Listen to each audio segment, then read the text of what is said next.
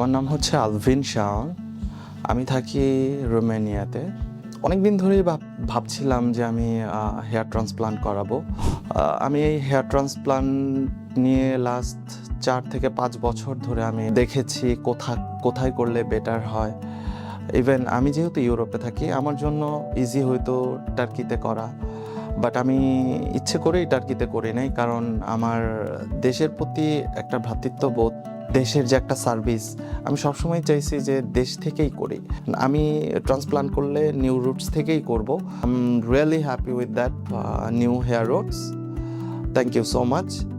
আশা করি খুব তাড়াতাড়ি আবার দেখা হবে উইথ মাই রেজাল্টস। যখন রেজাল্ট আসবে তখন আমি আরও প্রাণবন্ত হয়ে কথা বলতে পারবো। Thank you so much.